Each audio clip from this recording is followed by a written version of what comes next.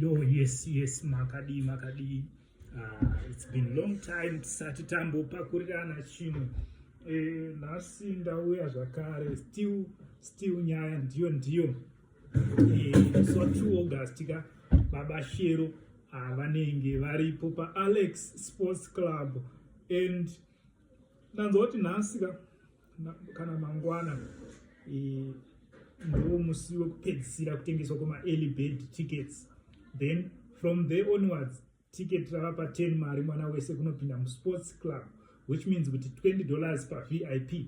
So kana wanga usati wabaya subscription button kuti unzwe nhau dzinonakidza dzevaimbi vose vari muZimbabwe, zim danso, reggae, hip hop, nevakomana vekugeto, everything hapana pakutapa media inc muine wenyu mushamarari inini. So basically tiri kuti isusu inzwanzwika zviri kuitika. Baba Shero this time vauya vakachaja kunge Nokia, inenge ingori tirarira paAlex Sports Club. So zviri kuitika ndezvekuti muzuva ranhasi I just want to review music yaBaba Shero kubva pakutanga. Tichangoti bate zvandinoziva inini. Guys, let me tell you, ndinoita review yezvandinoteererawo inini. These are my opinions, therefore kundituka kana kusandituka, that's what you think. Baba Shero kutanga kwavo kwemusic career yavo munoziva kuti vakatangira kuna madzibaba Nicholas Zakaria, vachirova namadzibaba Nicholas Zakaria, hence masongs avo aya anapakutema munda chichi ndo zvinhu zvacho zvainge zvine meaning yemusic iyoyo. So vafamba music yavo yainaka, ende nanhasi inonaka. But what I want to say ndezvekuti currently Baba Shero panguva yavairova namukoma vachikwikwidzana namukoma Tongai Moyo Dehwa, guys, yanga iri hondo bviravira chairo raipisa. Anga ari ma1 because wainyatsoziva kuti mukoma kana vapinda pastage vakatanga kuwacharakupa denga tenda iwe uchapiwa zvi.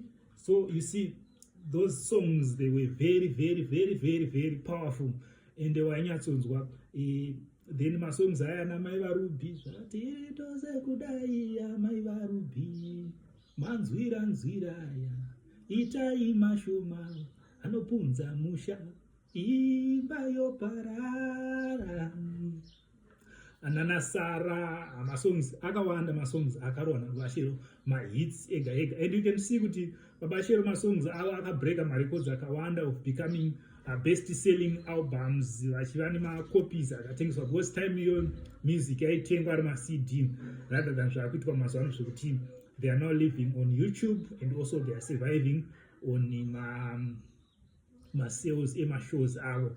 So that's why muri kuona kuti vari kutanga nekutongoti 10 mari, but it's now better. Yes, we can say kuti piracy yanyanya, but it's now better because madezi waye mashows aisanyanyozara zvekupenga sezvaakuitika izvi, and even maalbum launch anga asingambo that powerful. Vai launch album but still copies of CDs ndo aivaitisa mari. So basically tiri kuti isusu iko zvinozvi there is more opportunity yekuti vaite mari, because imagine first time vakangoita show first time vobva vatora zvavo kana 20,000 kavo vatovabo handiti. Then kune vai vanozopleja kuti twasatenga chichi. That is how they are making money, regardless kuti tikutaura nyaya yepiracy kuti yauraya music. So like mukatasa Makingwazi paakalonja, there was a multitude of people vanga varipo vachidaidai, but nyaya yangu iri pakuti music yaBaba Shero yakudhara inonakidza kudarika iko zvinozvi. That is what I feel inini. Album ravo ripamashure, maybe nyayo ndasinawo speaker inonyatsoburitsa bass, ndonzonge vakarinyima zvibhesi ravo reri yaBaba Shero neudobidobi hwavanonyatsoita. Album ravo ravakapedzera kuuma. Saka zhinji kacho ndozopedzera ndakuridza maalbums ekumashure aBaba Shero because ndo anondinakidza. Then what I have noticed ndezvekuti why music yavo yekumashure ichinakidza kudarika music yavo current. Zvandikanotisa inini, it's about production and quality yemusic. Music yavaiproducer kare, I understand kuti yanga ine ma-independent producers asiri attached to Baba Shero.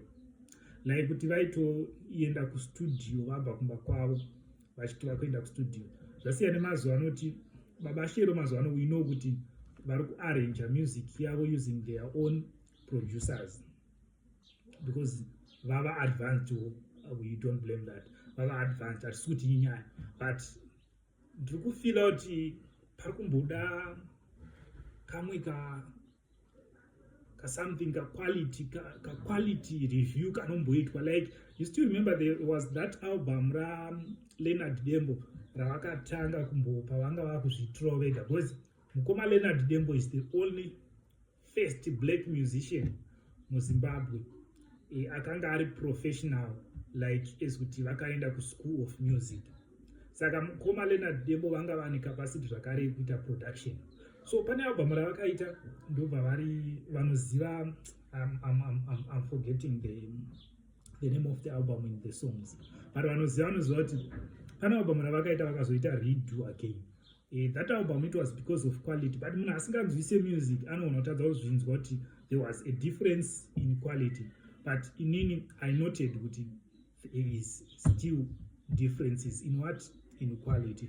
Ndo nyaya yakaita sei yakaitika iyoyo. Saka this is me, say Paulus Gerald News Vinzai. Guys, zvakadaro tolinka handiti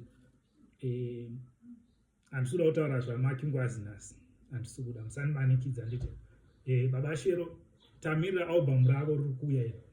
Album ravo riri kuuya iri titarisira kuti vave neimprovement sezvo mukomana akavasheka-sheka. The other thing ndechekuti chandaona kuti Baba Shero vaita step up this time. Mabillboards mutown umo azara.